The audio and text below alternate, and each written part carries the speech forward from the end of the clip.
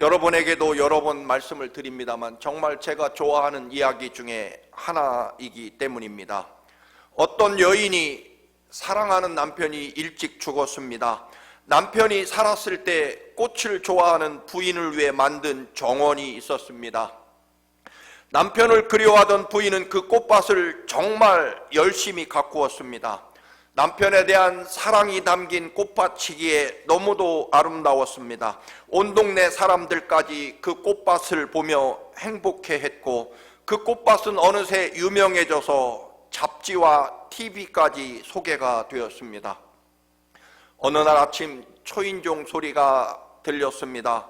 또 방송국에서 왔나 보다 하는 기대와 설렘을 가지고 대문을 열었지만 아무도 없었고, 대신에 웬 포대기에 담긴 바구니가 있었습니다. 그 포대기 안에는 갓난 아기가 해맑은 눈망울로 여인을 바라보고 있었고, 그 안에 편지가 있었습니다. 아주머니, 너무 죄송해요. 저는 2년 전에 고아원에서 도망쳤고 지금은 여고 3년쯤 되는 나이입니다. 어쩌다 보니 이렇게 아이를 낳았지만 키울 자격도 능력도 없습니다. 그래서 내 아기를 누가 훌륭하게 키워줄까 찾다가 아주머니의 꽃밭을 보게 되었습니다. 세상에 이렇게 아름다운 꽃밭을 가꾸는 분이라면 제 아기를 맡겨도 되겠다고 생각했습니다. 정말 염치 없는 부탁이지만 저도 고아로 자라서 버림받는 아픔을 압니다. 그러니 제 아기만큼은 제발 고아원에 보내지 말아 주십시오. 그렇게만 해주시면 저도 정신을 차리고 똑바로 잘 살아보겠습니다. 그 여인은 며칠 밤낮을 갈등하고 괴로워하다가 결국 자기를 보고 밝게 웃는 아기를 차마 고아원에 보내지 못했습니다. 버려진 아이를 홀로 키우며 그 아이 때문에 눈물도 많이 흘렸고, 아이가 사고를 치고 말썽을 피울 때면 가슴이 찢어지고 후회 막심한 때도 있었습니다. 결국 그 아이를 장가 보내고 지난 시간을 돌이켜 보니 오히려 그 아이 때문에 내 삶이 더 행복했고, 오히려 그 아이가 내 삶을 지켜주었다는 생각이 들기 시작합니다. 혼자 살며 때로 너무 힘들어 절망하고 포기하고 싶을 때, 또는 혼자 살다 보니 이런저런 유혹에 흔들릴 때마다 그 아이 때문에 마음을 잡고 이겨낼 수 있었다는 것입니다. 결국 내가 버려진 아이를 키워준 것이 아니라 그 아이가 나를 키워주고 지탱해 주었다는 그런 고백을, 그 글을 읽은 적이 있습니다. 저는 믿음의 축복도 이와 같다고 생각합니다. 열심히 아름다운 꽃밭을 가꾸었더니 TV에 출연하게 되고 세상 사람들의 칭찬과 존경을 받기보다는 그렇게 아름다운 꽃밭을 열심히 가꾸었더니 그 꽃밭 때문에 버려진 아기를 떠맡게 되고 평생 흘리지 않아도 되는 눈물을 흘리게 되었다라고 하는 것입니다. 믿음 생활 잘하면 하나님 주신 축복으로 더 부자가 되고 더 잘 살게 될 것 같지만 종종 믿음이 좋기 때문에 하나님이 더 무거운 십자가를 우리에게 맡기신다라고 하는 것입니다. 21세기의 가장 위대한 여성 신학자이며 영성가인 마르바 던이라는 분은 2년 전에 세상을 떠나셨습니다만 유명한 유대인 랍비가 한 말을 인용합니다. 우리가 안식일을 지키는 것이 아니라 안식일이 우리의 영혼과 삶을 지켜준다는 말입니다. 그녀는 이런 이야기를 들려주고 있습니다. 미국의 서부 개척 시대에 한 무리가 마차를 타고 중부 미국을 떠나서 서부 오리겐으로 출발합니다. 대부분 기독교인이어서 주일에는 행진을 멈추고 예배를 드리고 휴식을 취했습니다. 그런데 좀 늦게 출발한 데다가 올 겨울은 예년에 비해서 굉장히 빠르게 다가오고 있었습니다.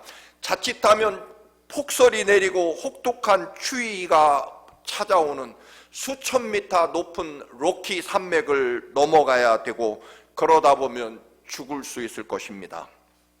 그래서 한편의 사람들이 우리 주일에도 쉬지 말고 빨리 로키 산맥을 겨울이 오기 전에 넘어가자. 그렇지 않으면 죽을 것이다. 의견 일치를 보지 못한 그들은 결국 두 팀으로 나누어 여행하게 됩니다.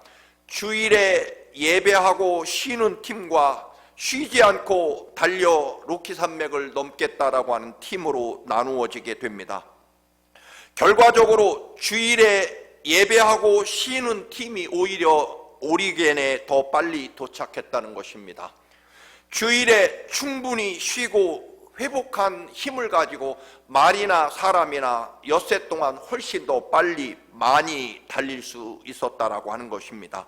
그리고 주일에 예배하며 하나님께 예배하고 또는 회복한 사람들이 훨씬 더 나중에 오리겐에서 결국 지도층이 되고 또한 큰 복을 받게 되었다는 이야기입니다. 마르바 더는 말합니다. 하나님은 자기 계명을 존중하는 자들을 존중하신다. 예수님도 분명히 그렇게 말씀하십니다. 나를 존귀하게 여기는 사람은, 또 세상에서 내 이름을 시인하는 자는 하늘에서 나도 너희의 이름을 시인할 것이고 나를 존중히 여기는 자를 내가 귀하게 여길 것이라고 말씀하십니다. 여러분, 하나님을 따라가면, 즉 구체적으로는 하나님이 우리에게 주신 말씀과 또는 계명을 따라가면 여러분, 하나님이 나를 지키시고 믿음이 나를 지키고 그리고 그 말씀이 내 삶과 인생을 지켜낸다는 것입니다. 우리는 내가 믿고 내가 말씀을 지키며 사는 것처럼 보이지만 진짜 깊은 믿음에 들어가 보면, 그리고 정말 그 깊은 믿음으로 하나님의 말씀대로 살다 보면 어느새 우리는 깨닫게 되는 것은 믿음이 나를 지켜가고 하나님 말씀이 내 인생을 지켜간다는 것을 알게 된다는 것입니다. 이집트 400년 노예 생활을 마치고 홍해바다와 광야를 건너게 됩니다. 여호와 하나님께서 홍해바다를 가르시고 이스라엘 백성은 육지처럼 걷게 하시고 그리고 이집트 전차부대는 모조리 홍해바다에 수장시키십니다. 광야 40년을 걷는 동안 구름기둥과 불기둥으로 안내하시고 보호해 주셨습니다.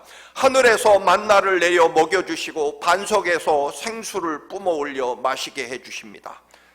위대한 기적과 은혜를 경험한 이스라엘입니다. 그러나 우리가 아는 대로 이런 기적과 은혜를 경험했음에도 불구하고 이스라엘은 끝없이 의심과 불평으로 20세 이상 어른들은 모조리 광야에서 죽게 됩니다.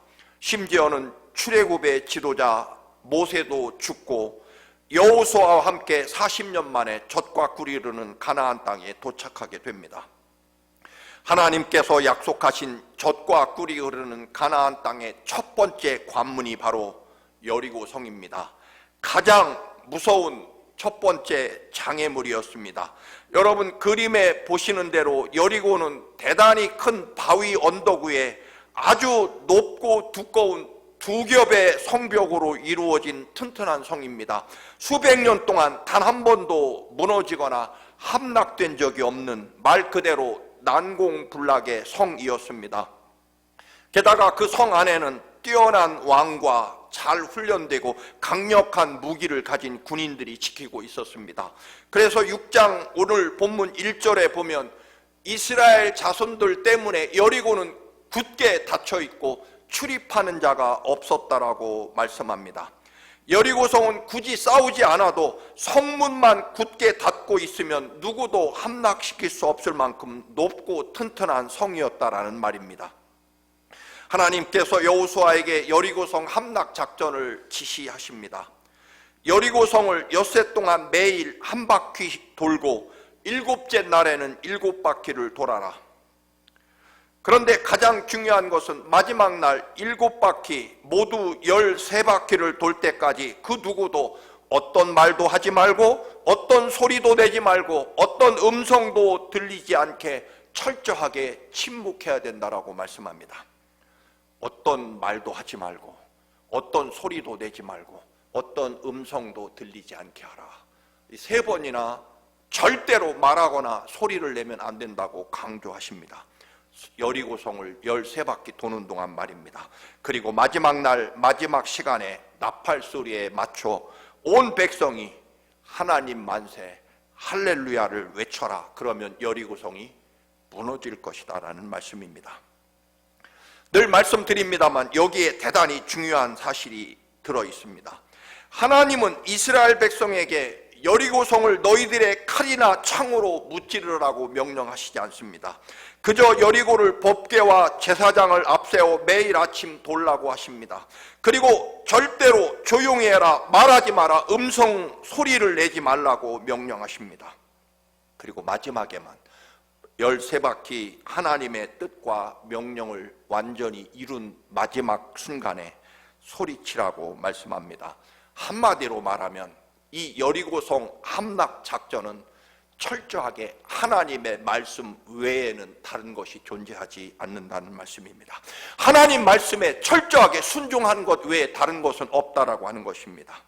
하나님이 여리고성을 돌라고 하시니까 돌고, 멈추라고 하면 멈추고, 외치라고 하면 외치고, 조용히 해라고 하면 조용히 한다라고 하는 것. 결국 어떤 방식이 의미가 있는 것이 아니라 하나님의 말씀에 철저히 따르고 지키라는 의미일 것입니다. 폴 탐스라는 사람은 여리고성에 대해서 분명히 이렇게 말합니다. 여리고성 정복에서 가장 중요한 교훈은 그 전쟁의 상대가 여리고성 사람들이 아니라 진짜 적군은 이스라엘 백성들 자기 마음속에 있는 의심과 원망과 불평 그리고 믿음이라는 것입니다. 그렇습니다. 하나님은 여리고성을 정복하려고 하신 것이 아니라 그보다 먼저 이스라엘 백성들의 마음을 정복하시기를 원하셨다는 것입니다. 무엇으로? 하나님을 믿는 믿음으로, 하나님 말씀으로 이스라엘 백성들을 먼저 지배하고 정복하기를 원하셨다는 것입니다. 여리고성 싸움은 언제나 말씀드리는 대로 여리고성 군인들과 이스라엘 군인들의 싸움이 아니라 이스라엘 백성들 마음 안에 들어있는 믿음의 싸움이었다라고 하는 것입니다. 하나님은 여리고를 정복하기를 원하신 것이 아니라 이스라엘 백성들을 정복하기를 원하셨다는 것입니다.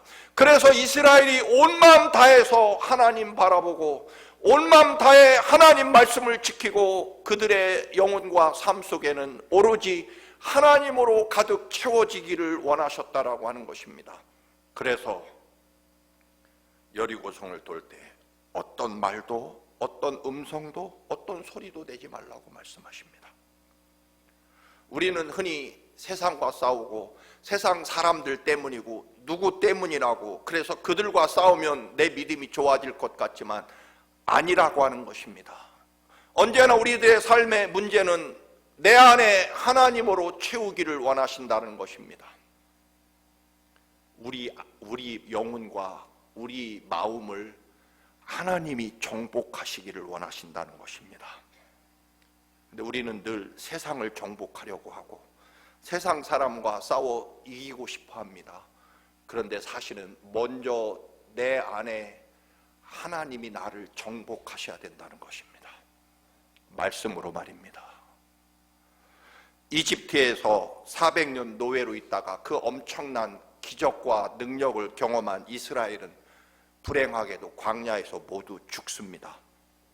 나 여러 번 말씀드린 대로 이스라엘이 적군과 싸우다 죽습니까? 여러분, 어제 뉴스에 이스라엘이 다시 끔찍한 전쟁이 시작된 것을 보게 됩니다. 그들은요, 적군과 싸우다가 죽은 게 아닙니다. 물이 없어서 죽은 것도 아니고 식량이 떨어져 굶어 죽은 것도 아닙니다. 얼어 죽은 것도 아닙니다. 적군이나 환경이 아니라 하나님에 대한 의심과 원망과 불평 때문에, 불순종 때문에, 즉 믿지 않아서 죽었다라고 하는 것입니다. 이스라엘 영혼 속에 하나님으로 정복되지 않았기 때문에 여전히 이스라엘은 자기들이 살아서 자기들의 인생을 주관했기 때문에 그들은 멸망했다라고 하는 것입니다. 그래서 여리고성에 대해서 여호수아가 명령한 것은요, 먼저 이스라엘을 정복하기를 원하셨습니다. 이스라엘 백성들 영혼 속에 하나님이 정복되기를, 하나님이 온전히 이스라엘을 지배하기를 원했다는 것입니다. 그래서 하나님이 허락하실 때까지 철저하게 말씀을 따라가야 된다, 그것뿐이다라고 하는 것입니다. 인간의 생각과 지식과 판단으로 말해서는 안 된다는 것입니다. 오늘 여리고 정복은 어디에 달려 있느냐면 이스라엘 사람들의 믿음, 이스라엘 사람들의 영혼 속에 하나님으로 온전히 채워졌는지를 먼저, 즉 하나님이 이스라엘을 먼저 정복하셔야만 됐다라고 하는 것입니다. 구체적으로는 말씀에 순종하기를 원하셨다는 것입니다. 이스라엘 백성들이 여리고성을 함락시키기 위해서 전쟁을 했거나 목숨 걸고 싸우다 피를 한 방울도 흘리지 않습니다. 결국 철저하게 이스라엘은 여리고와 싸운 것이 아니라 하나님을 향한 순종, 즉 말씀을 지키며 따르는, 하나님 여호와를 믿는 믿음과 그 믿음의 구체적인 표현인 살아계신 하나님의 말씀에 온전히 순종하는, 말씀의 지배를 받는 하나님의 사람으로 이스라엘이 먼저 완전히 하나님 사람, 하나님 것으로 정복되어야만 이스라엘이 정복된다는 것입니다.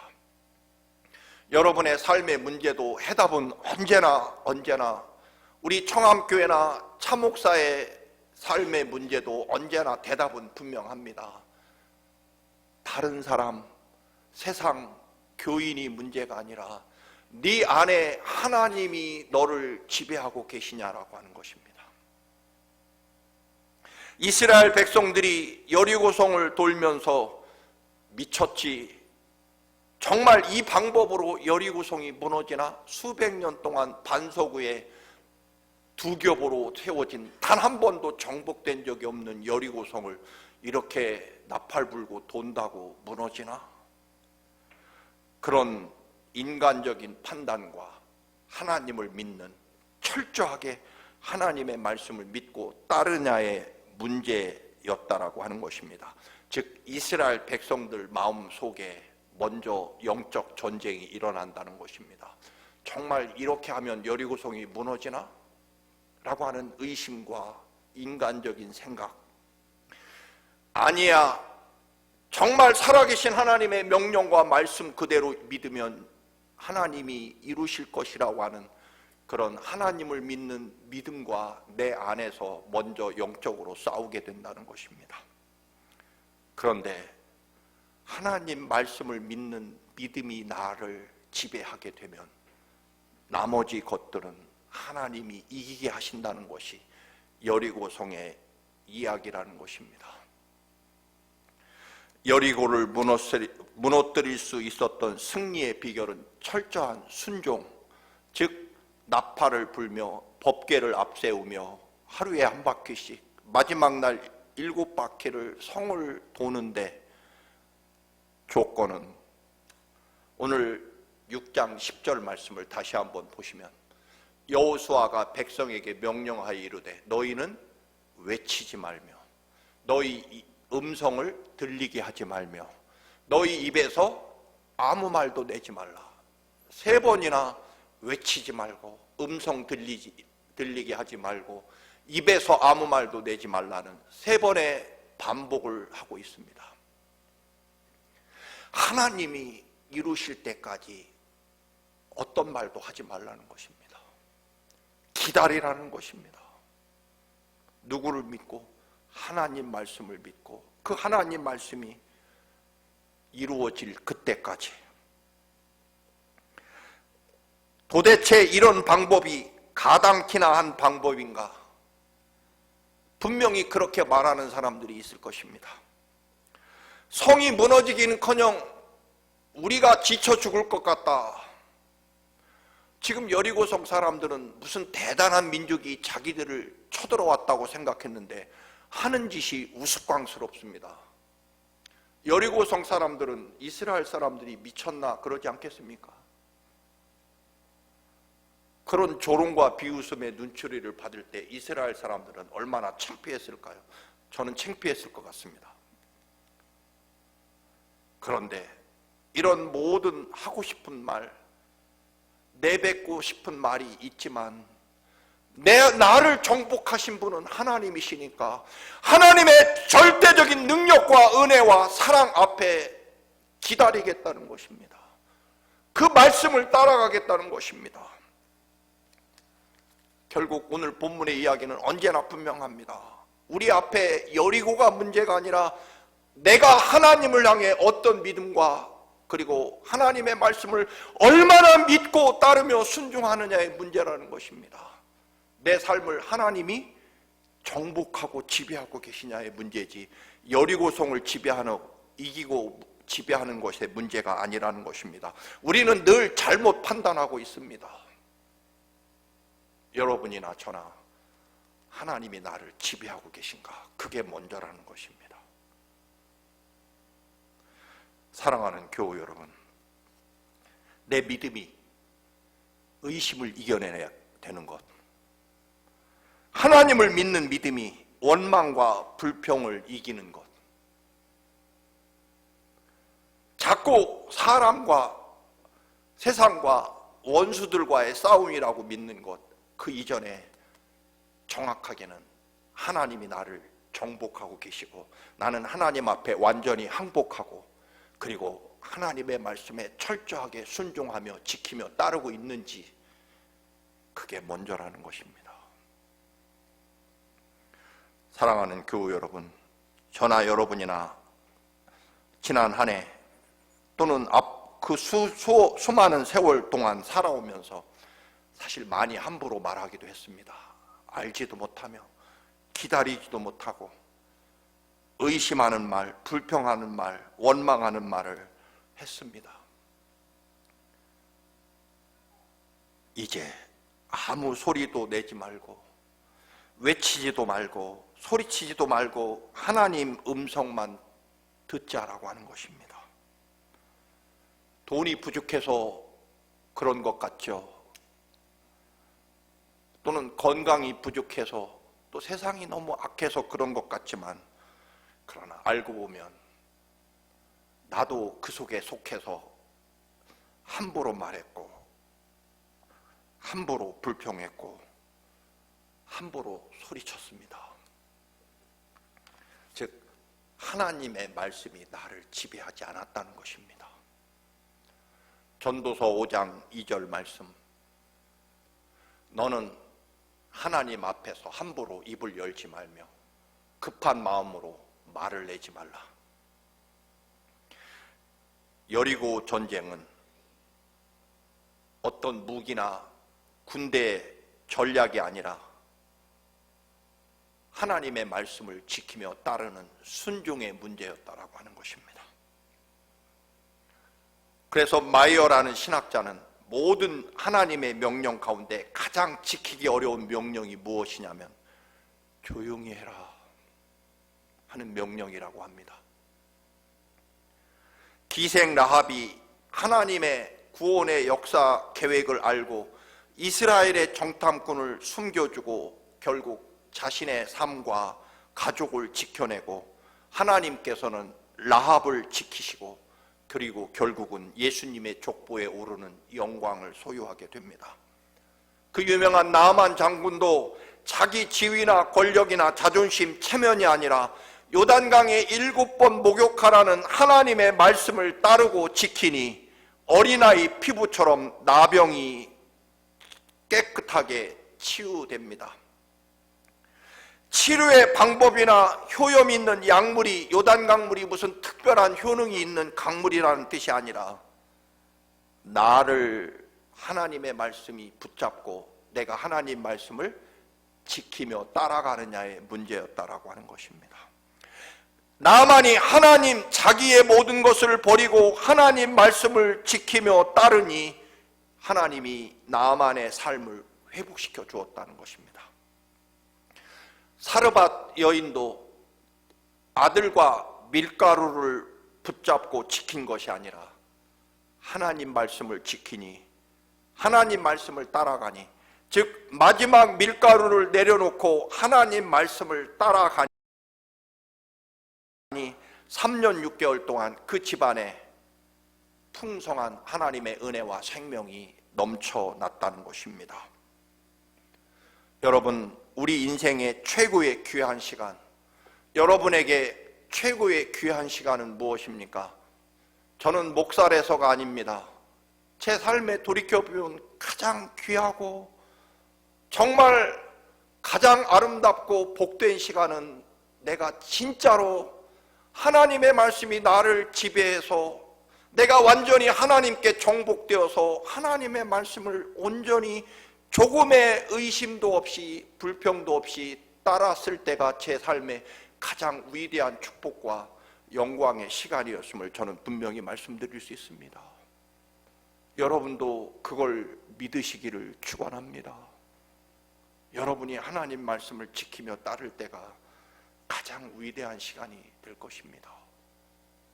여러분, 출애굽기 14장 14절에 보면 이스라엘이 이제 이집트에서 나와 홍해바다 앞에 도착했을 때 뒤에는 이집트 황제가 보낸 여러분 기마부대, 전차부대가 뒤를 따라왔을 때 모세가 이스라엘 백성들에게 외친 말은 무엇입니까? 너희는 가만히 있어라. 조용히 해라. 침도 삼키지 말고 꼴깍 소리도 내지 말고 지금부터 하나님이 어떤 역사를 이루시는지 우리 정말 침묵하며 조용히 지켜보자. 하나님이 역사하신다. 조용히 해라. 숨소리도 내지 마라. 하나님이 시작하신다는 것입니다. 여리고성을 무너뜨리는 것은 아무 말도 하지 않는다는 말은 조용히 숨소리도 내지 말며 그 위대하신 하나님의 역사가 시작되는 것을 지켜보자는 것입니다. 무엇을 가지고? 하나님의 말씀을 따르고 지키는 것으로. 하나님 말씀이 결국 내 삶을 지키신다는 것입니다. 내가 하나님 말씀을 지키는 것이 아니라. 여러분, 제 삶의 가장 중대한 변화를 말씀드린 적이 있습니다. 꽤 큰 교회 부목사로, 집사람은 학교 교사로 사실은 아쉬움 없이 살 수 있었습니다.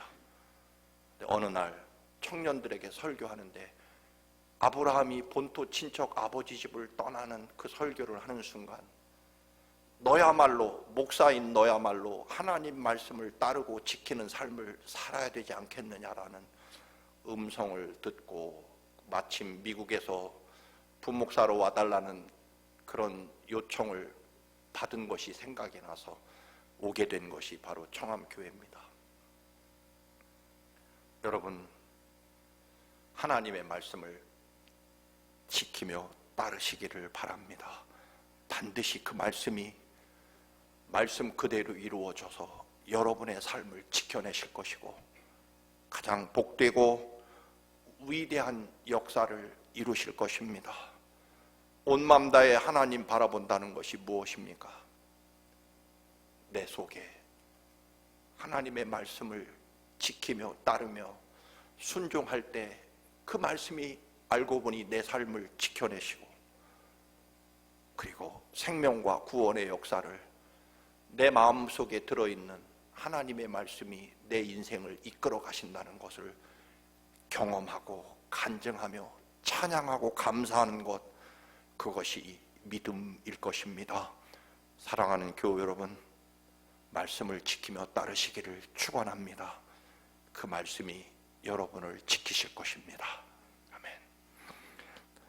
거룩하신 하나님, 우리는 종종 내가 믿고 내가 말씀을 지킨다고 하지만 다시 한번 하나님의 백성인 저희들, 이 위대한 간증은 하나님 말씀이 나를 지키시고 하나님 말씀이 나를 위대하게 이끌고 하나님 말씀이 나를 생명과 구원으로 인도하시는 것임을 다시금 깨닫게 하시고 오로지 하나님 말씀 믿고 하나님 따르게 하옵소서.